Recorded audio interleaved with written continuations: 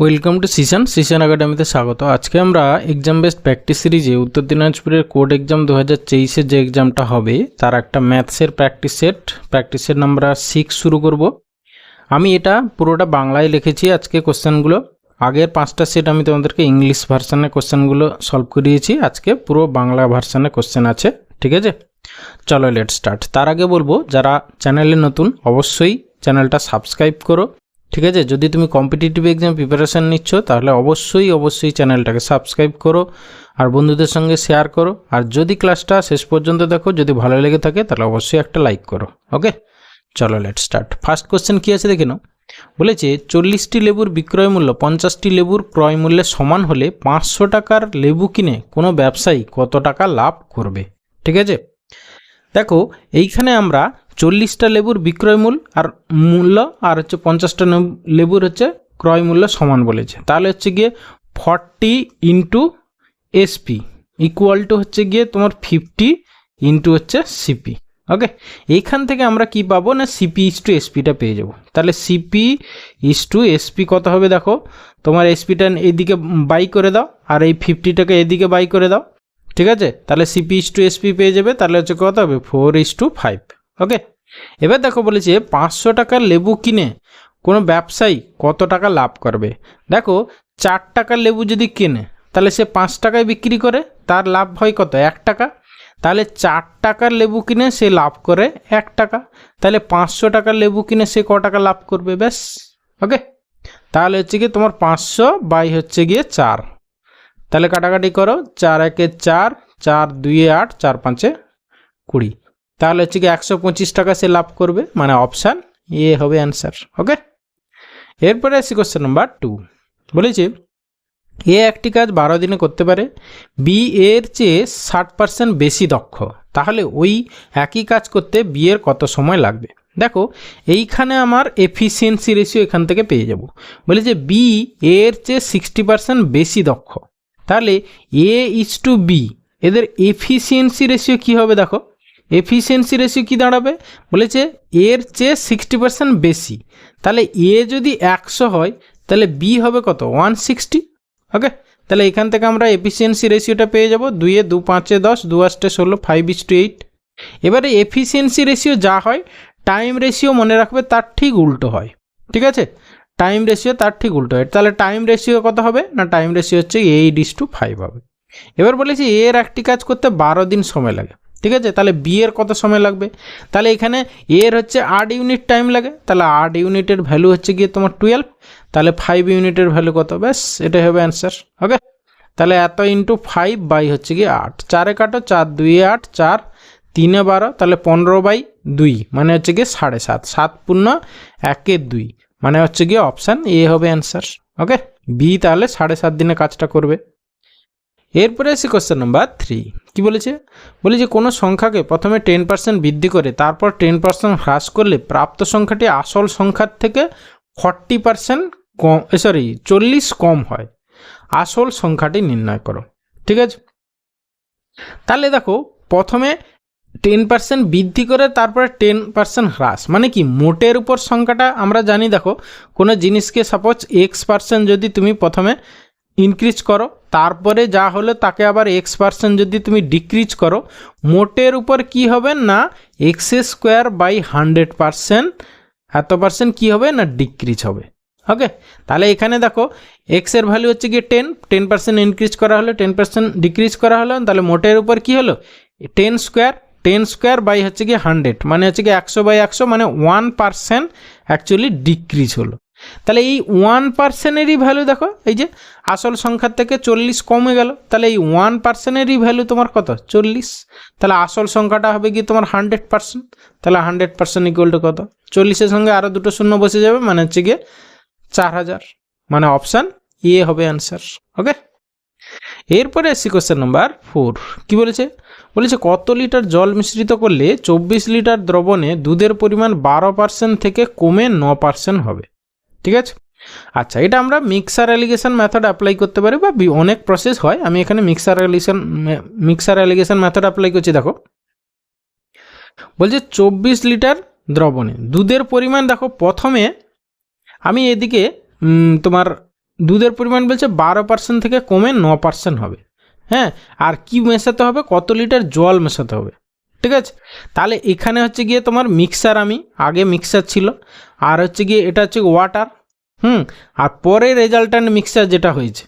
হ্যাঁ, প্রথমে দেখো, প্রথমে যে মিক্সারে 12% হচ্ছে গিয়ে তোমার জল দুধ ছিল, পরে যখন ওয়াটারটা যেটা মেশাচ্ছি সেটা তো পুরো 100% হচ্ছে গিয়ে জল, তাহলে সেখানে দুধের পরিমাণ হচ্ছে গিয়ে 0%। ঠিক আছে, এখানে মনে রাখবে দুধ কম্পেয়ার করেছি। হ্যাঁ, কম্পেয়ারিং দ্য মিল্ক মনে রাখবে, এখানে তুমি ওয়াটার কম্পেয়ার করেও করতে পারো। ঠিক আছে, কিন্তু আমরা এখানে দুধ কম্পেয়ার করে করছি। দেখো, প্রথমে মিশ্রণ হচ্ছে 12% দুধ ছিল, আর যে জলটা মেশানো হচ্ছে তার মধ্যে কোনো দুধ ছিল না, সেই জন্য হচ্ছে গিয়ে 0% মিল্ক। এইটা মিক্স হয়ে যেটা নতুন হবে সেটা হচ্ছে গিয়ে 9%। ওকে, ব্যাস, এবার কোনাকুনি ডিফারেন্স বের করে রেশিও বের করো। তাহলে এদিকে 9 হবে, আর হচ্ছে গিয়ে 9 3 12 3, তাহলে রেশিও করলে কত হচ্ছে 3:1। তাহলে আগে যে মিক্সচার ছিল সেটা হচ্ছে গিয়ে তোমার 3 ইউনিট। ঠিক আছে, পরে যে জল যোগ করা হয়েছে সেটা হচ্ছে 1 ইউনিট। দেখো 3 ইউনিট মানে আগে 24 লিটার দ্রবণ ছিল, তাহলে 3 ইউনিটের ভ্যালু হচ্ছে গিয়ে 24 লিটার। ওকে, তাহলে নতুন যে জল যোগ করা হয়েছে সেটা 1 ইউনিট, তাহলে 1 ইউনিটের ভ্যালু যা হবে সেটাই হবে আমার অ্যান্সার। ঠিক আছে, তাহলে 8 লিটার হবে অ্যান্সার, মানে অপশান এ হবে অ্যান্সার। ওকে, এরপরে এসে কোশ্চেন নাম্বার 5 বলেছে, একটি সরকারি প্রকল্পে নির্দিষ্ট তারিখের বা ডিউ ডেটের আগে ইলেকট্রিক বিল জমা দিলে 5% ছাড় পাওয়া যায়। একজন ব্যক্তি নির্দিষ্ট তারিখের বা ডিউ ডেটের আগে ইলেকট্রিক বিল জমা দিয়ে 20 টাকা ছাড় পেল। ওই ব্যক্তির ইলেকট্রিক বিলের পরিমাণ কত ছিল? দেখো, সোজা কথা, তার বিল হচ্ছে গিয়ে তোর ধরে নাও 100%, তার মধ্যে সে 5% ছাড় পেয়েছে, আর সেই 5%এরই ভ্যালু হচ্ছে গিয়ে 20 টাকা। তাহলে এখানে 5%এরই ভ্যালু হচ্ছে গিয়ে তোমার 20 টাকা, আর হচ্ছে গিয়ে 100% হচ্ছে গিয়ে ইলেকট্রিক বিল, তাহলে সেটার ভ্যালু কত? ব্যাস, সেটাই হবে অ্যান্সার। ওকে, 5 ইন্টু কত করলে 20 হয়? 5 ইন্টু 4 করলে 20 হয়। ঠিক আছে, তাহলে 100 ইন্টু 4 করো, তাহলে হচ্ছে গিয়ে তোমার 400 টাকা হচ্ছে গিয়ে ইলেকট্রিক বিল ছিল, মানে অপশান বি অ্যান্সার। ওকে, নেক্সট কোয়েশ্চেন নাম্বার 6 কি বলেছে দেখো, বলেছে এ একটি ঘড়ি বিকে 15% ক্ষতিতে এবং বি ওই ঘড়িটি 204 টাকায় 20% লাভে সিকে বিক্রি করে, এর ক্রয় মূল্য কত? ঠিক আছে, আচ্ছা দেখো, একেবারে ফাইনাল ভ্যালুটা কত আছে না, হচ্ছে গিয়ে 204 টাকা। এই 204 টাকা কি, বি এই ঘড়িটি 204 টাকায় সিকে বিক্রি করলো। ঠিক আছে, তাহলে প্রথমে আছে সি, এবার সি থেকে আমরা আসবো বি, বি থেকে আমরা আসবো এ। ওকে, এইভাবে স্টেপ পরপর আসবে। দেখো, প্রথমে হচ্ছে বি ওই ঘড়িটি আমরা শেষ দিক থেকে আসি, বি ওই ঘড়িটি 204 টাকায় 20% লাভে বিক্রি করেছে। তাহলে বি এর ক্রয় মূল্য কত হবে? এটা হচ্ছে গিয়ে বি এর হচ্ছে 204 টাকা বিক্রয় মূল্য, তাহলে বি এর ক্রয় মূল্য কত? 20% লাভে যেহেতু বিক্রি করেছে, তাহলে ক্রয় মূল্য যখনই হবে 100টা উপরে, বাই হচ্ছে গিয়ে নিচে যেহেতু 20% লাভ, নিচে হচ্ছে 120। ওকে, এটা গেল বি এর ক্রয় মূল্য। তাহলে বি এর ক্রয় মূল্য যেটা, সেটা হচ্ছে এ এর বিক্রয় মূল্য। তাহলে এর ক্রয় মূল্য কত ছিল? 100টা উপরে আবার সেই একই জিনিস, আর 15% ক্ষতিতে হচ্ছে এ বিকে বিক্রি করেছিল। ঠিক আছে, তাহলে নিচে হচ্ছে 100 মাইনাস 15 মানে হচ্ছে কি 85। ব্যাস, এটাকে সিম্পলিফাই করো, যা হবে সেটাই হচ্ছে এর ক্রয় মূল্য।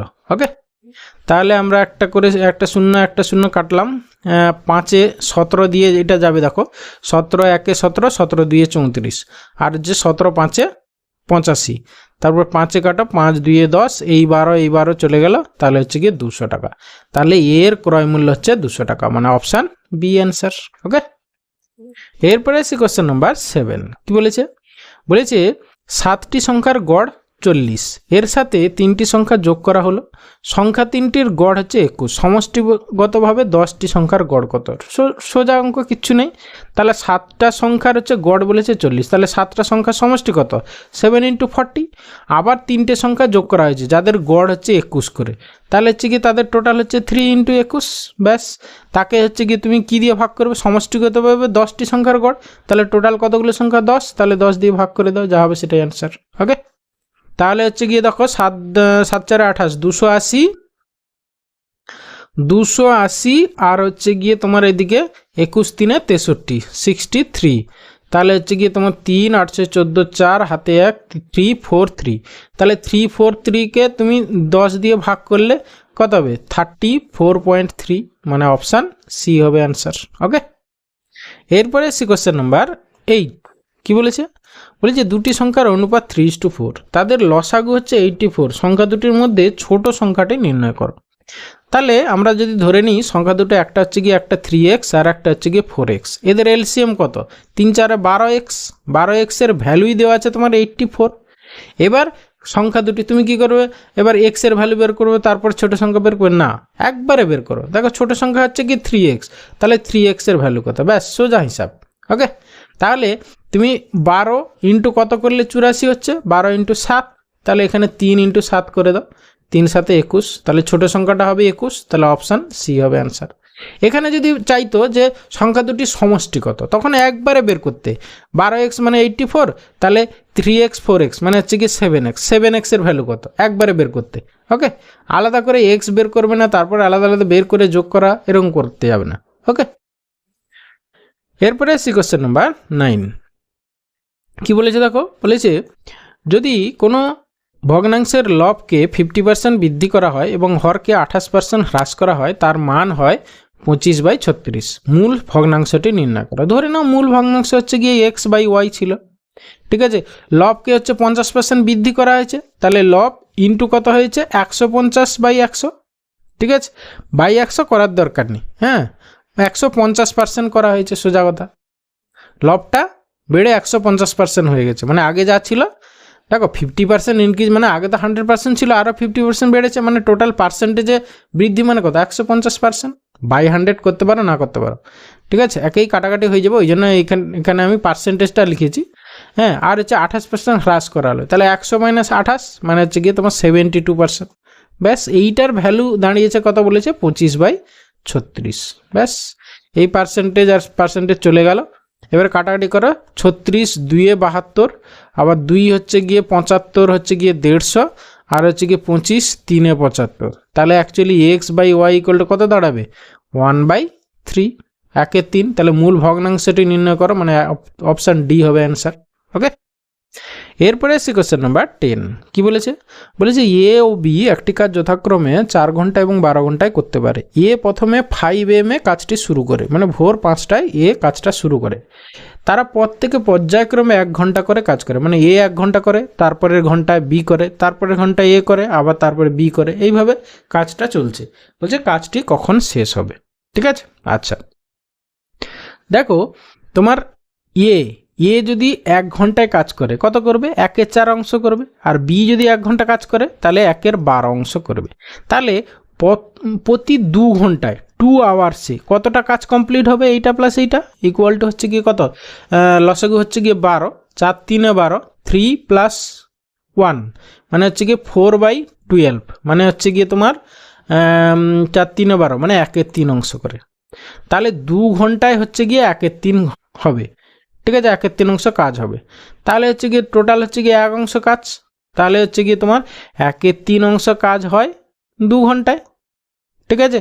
তাহলে হচ্ছে গিয়ে তোমার 1 অংশ কাজ হবে, মানে 3 2 6 ঘন্টায়, 6 ঘন্টায়। তাহলে 5 AM কাজটা শুরু হয়েছে, তাহলে 5 AM + 6 6 5 11 11 AM কাজটা শেষ হবে, তাহলে অপশান বি হবে অ্যান্সার। ওকে, এরপরে আসছে কোশ্চেন নাম্বার 11। বলে যে একটি চিড়িয়াখানায় কিছু হরিণ এবং কিছু ময়ূর আছে, সংখ্যায় তারা একত্রে 80, তাদের পাগুলির যোগফল 200, চিড়িয়াখানায় কতগুলো ময়ূর আছে? এই টাইপের কোশ্চেন সবসময় মিক্সার অ্যালিগেশন মেথড অ্যাপ্লাই করবে, ঠিক আছে। এখানে আমি এদিকে ডিয়ার লিখলাম আর এদিকে হচ্ছে গিয়ে পিকক লিখলাম। ওকে, এবার সবগুলোই দেখো সংখ্যায় তারা একত্রে 80টা আছে, 80টা প্রাণী যদি সবগুলোই ডিয়ার হতো, তাহলে কতগুলো হরিণ হতো? তাহলে কতগুলো পা হতো? 8 4 32, 320টা পা হতো। যদি সবগুলোই ময়ূর হতো, তাহলে কি হতো? 8 2 16, 160টা পা হতো, কিন্তু আছে হচ্ছে 200টা পা, তাহলে 200টা মাঝখানে লিখে দাও। এবারে কোনাকুনি ডিফারেন্স বের করে রেশিও বের করো, তাহলে ডিয়ার আর পিককের রেশিও পেয়ে যাবে। ওকে, তাহলে এইদিকে হচ্ছে গিয়ে তোমার 40 আর ওইদিকে হচ্ছে গিয়ে তোমার 120। ওকে, কাটাকাটি করো, তাহলে 1:3, ঠিক আছে। তাহলে ডিয়ার আর ময়ূর আর হচ্ছে গিয়ে হরিণ আর ময়ূরের সংখ্যার রেশিও হচ্ছে 1:3। টোটাল হচ্ছে গিয়ে আমাদের 80টা। কী চেয়েছে? কতগুলো ময়ূর আছে? ময়ূর মানে কত ইউনিট? 3 ইউনিট। তাহলে টোটাল 4 ইউনিট মানে হচ্ছে গিয়ে 80, তাহলে 3 ইউনিট ইকুয়াল টু কত? ওকে, 4 ইন্টু কত করলে 80? 4 ইন্টু 20 4 80, তাহলে 20 ইন্টু 3 মানে হচ্ছে গিয়ে 60টা হচ্ছে গিয়ে ময়ূর আছে, মানে অপশান ডি হবে অ্যান্সার। ওকে, এরপরে আসি কোশ্চেন নাম্বার 12। বলেছে 12 বছরের মানিক তার ভাইয়ের রাহুলের থেকে বয়সে 3 গুণ বড়। মানিকের বয়স কত হবে যখন সে রাহুলের থেকে বয়সের দ্বিগুণ হবে?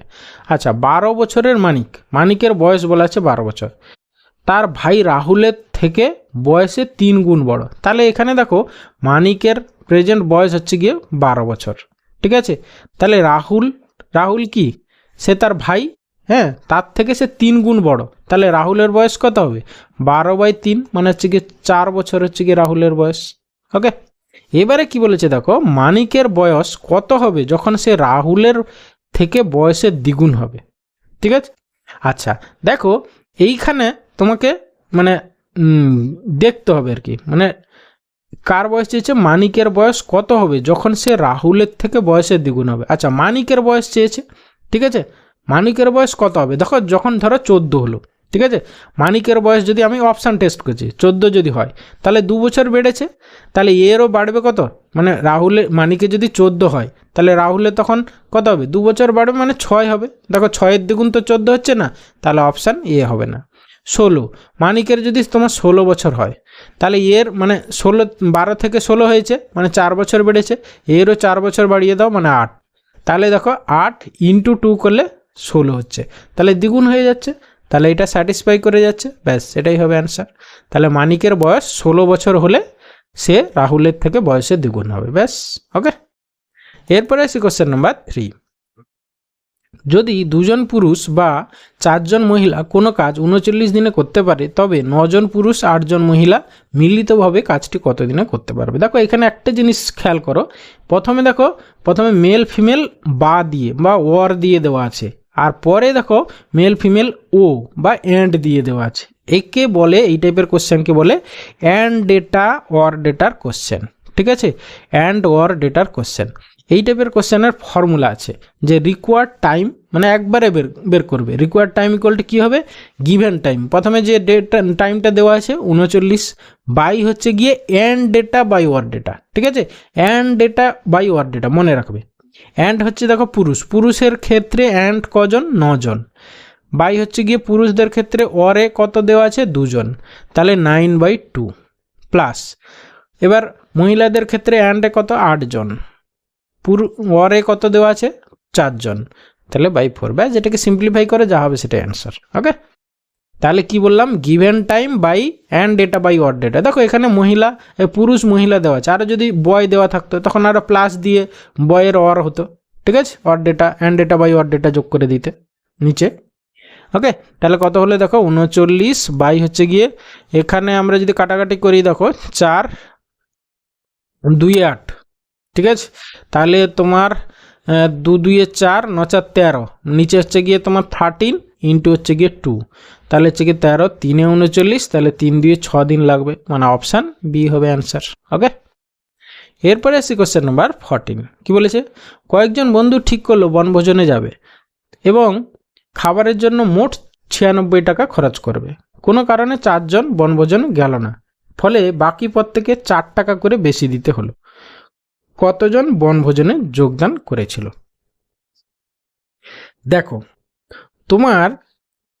আমরা জানি না কতজন বন্ধু মানে বনভোজনের জন্য মানে প্রথমে যাওয়ার প্রোগ্রাম করেছিল সেটা আমরা জানি না, তাহলে আমরা ধরে নিই প্রথমে হচ্ছে x জন যাবে বলে স্থির করেছিল, ঠিক আছে।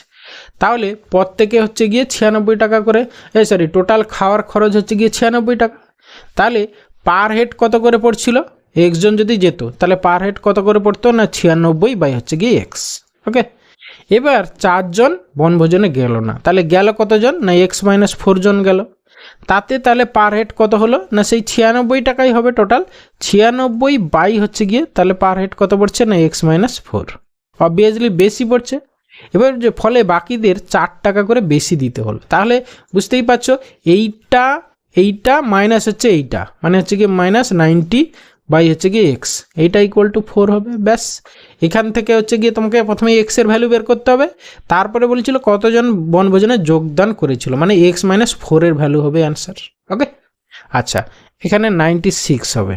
ওকে, আচ্ছা কাটাকাটি করে তাহলে আমরা একবারে প্রথমে 4 বা 96টাকে নিচে নিয়ে চলে এসেছি, হ্যাঁ। তাহলে এইখানে উপরে দেখো কত হবে এক্স মাইনাস 4, মানে এক্স মাইনাস 4 মানে মাইনাস মাইনাসে প্লাস, বাই হচ্ছে কি নিচে হচ্ছে এক্স গুণ হবে x into x minus 4 equal to হচ্ছে গিয়ে তোমার 4/96, কত 24×4 = 96, মানে 1/24। ওকে, তাহলে আমরা দাঁড়াচ্ছে কত দেখো, এই এক্স এক্স কেটে যাবে, তাহলে 24×4 আবার 96, তাহলে x into x minus 4 equal to হচ্ছে গিয়ে তোমার 96 হবে।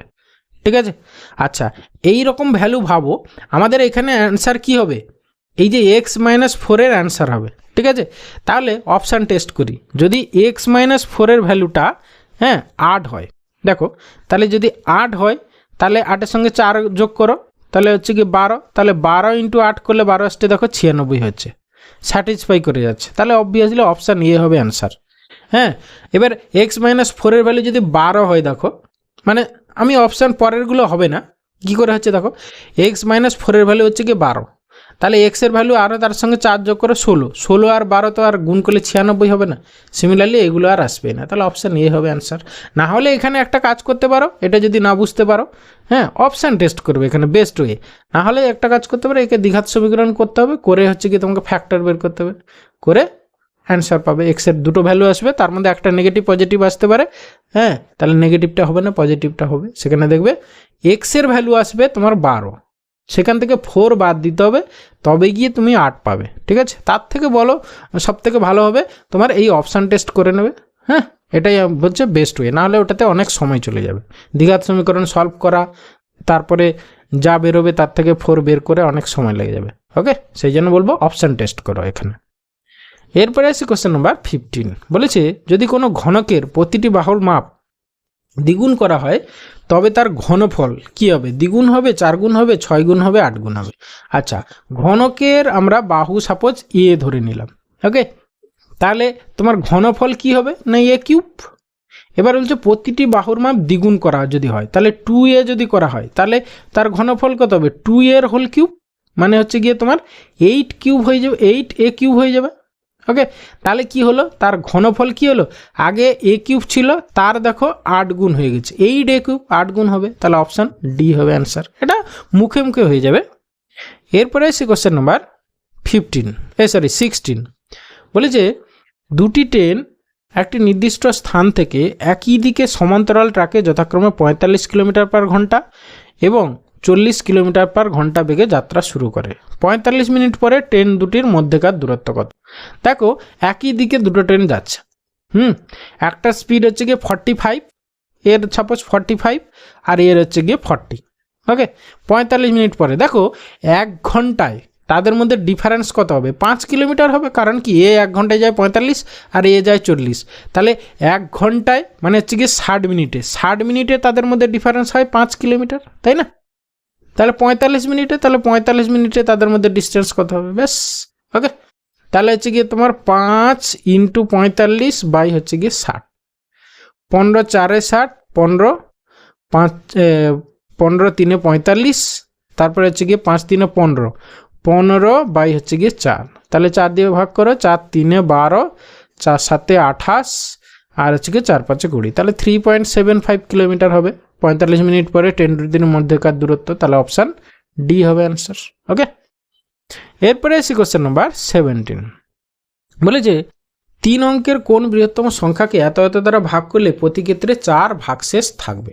ঠিক আছে, বলছে 3 অঙ্কের কোন বৃহত্তম সংখ্যাকে এত এত দ্বারা ভাগ করলে প্রতি ক্ষেত্রে 4 ভাগশেষ থাকবে, তাহলে হচ্ছে গিয়ে তোমার 3 অঙ্কের বৃহত্তম দেখো প্রতি ক্ষেত্রে হচ্ছে 4 ভাগশেষ থেকে যাবে, তাহলে আমাদের যে অ্যান্সারটা হবে সেখান থেকে আমরা যদি 4 বাদ দিয়ে দিই, অ্যান্সার -4 যদি করি, যেটা আসবে সেটা অবভিয়াসলি 10, 12, 15 দ্বারা ডিভিজিবল হবে।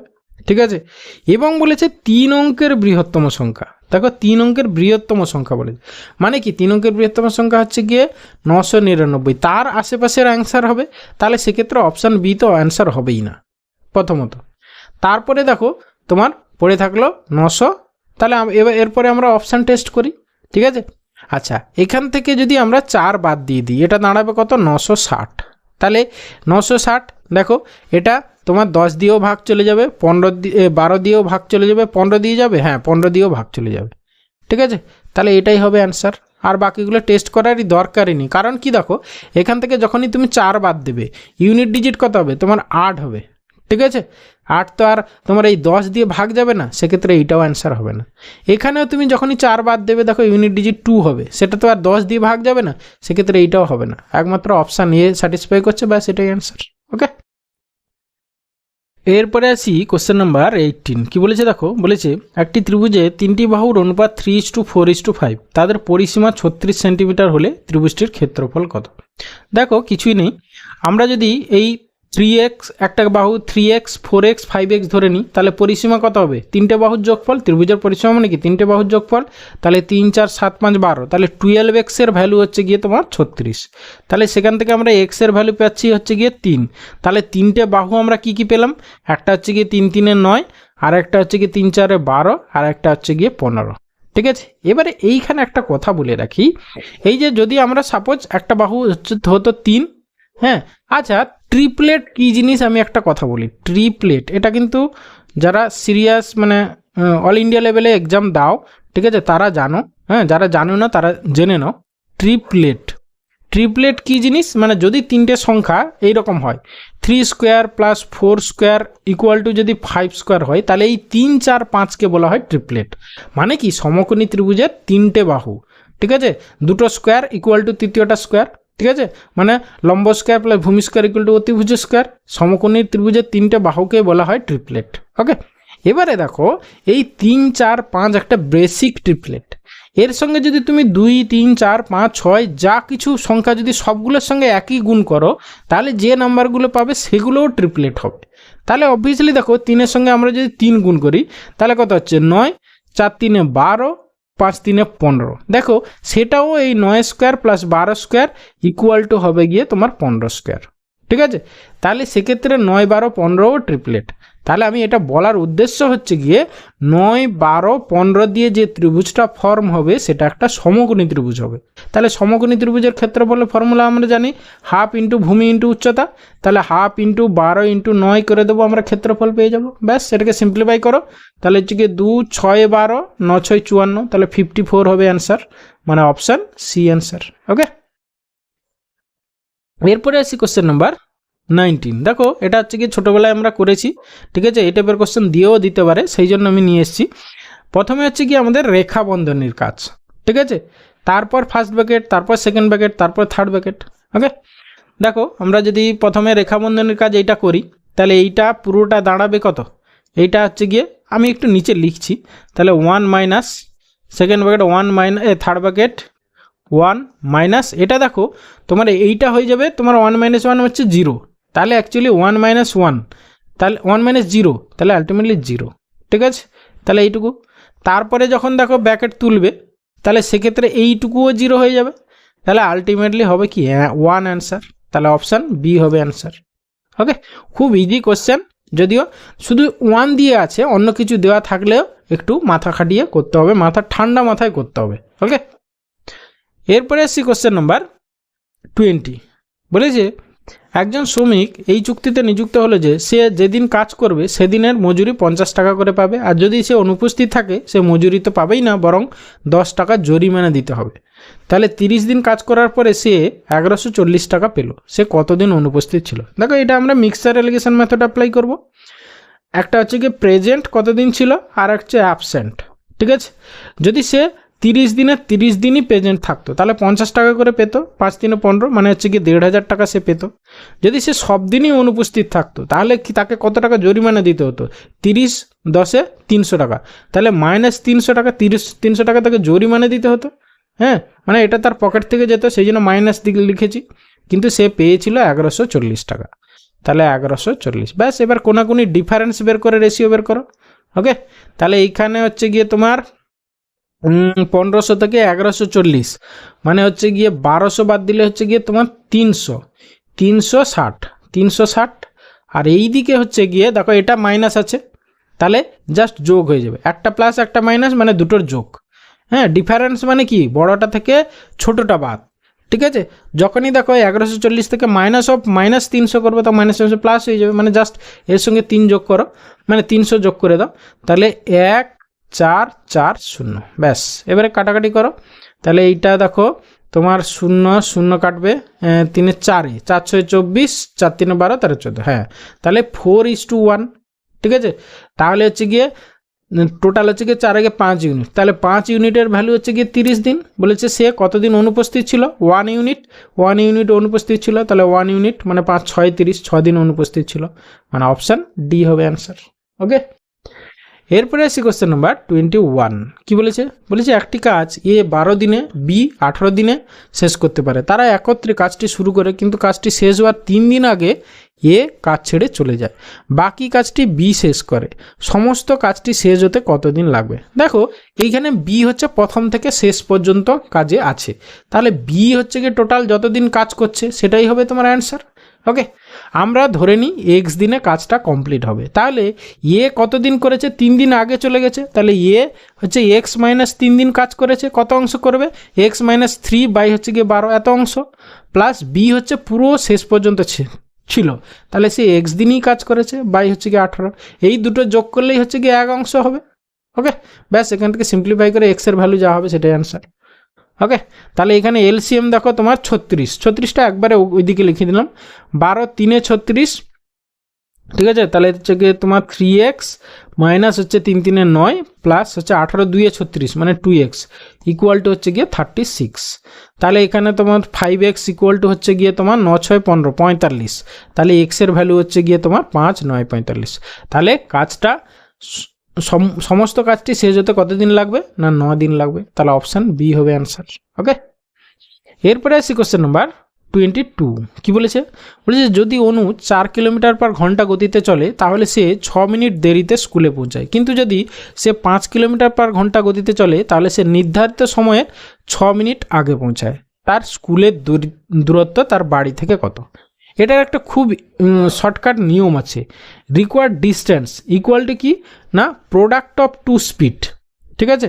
প্রোডাক্ট অফ 2 স্পিডস মানে হচ্ছে গিয়ে 4 × 5 বাই ডিফারেন্স অফ 2 স্পিডস মানে 1 ইন্টু ডিফারেন্স অফ টাইম। দেখো প্রথমে সে 6 মিনিট দেরিতে, আর হচ্ছে গিয়ে যখন 5 কিলোমিটার বেগে যাবে সে হচ্ছে গিয়ে নির্ধারিত 6 মিনিট আগে, একটা দেরি আর একটা আগে মানে দুটোকে যোগ হয়ে যাবে, এত কি এটা মিনিট, তাকে ঘন্টায় কনভার্ট করো বাই হচ্ছে গিয়ে 60, ব্যাস এটাকে সিম্পলিফাই করা যা হবে সেটা অ্যান্সার।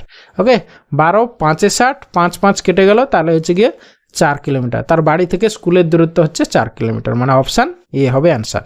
তাহলে ফর্মুলাটা আশা করি মনে রাখবে কি না distance equal to product of 2 speed by হচ্ছে কি ডিফারেন্স অফ, আমি একটু লিখে দিচ্ছি, product of 2 speeds 2 speed by হচ্ছে গিয়ে ডিফারেন্স অফ 2 স্পিড ইন্টু হচ্ছে ডিফারেন্স অফ টাইম, ঠিক আছে, ডিফারেন্স অফ টাইম সেটা কিন্তু ইন আওয়ার করতে হবে, কারণ কি এখানে দেখো কিলোমিটার/ঘন্টা আছে, আর এটা মিনিটে দিচ্ছে, যদি ঘন্টায় থাকে তো প্রবলেম নেই, কিন্তু মিনিটে যেহেতু আছে সেই জন্য বাই 60 করেছি এখানে।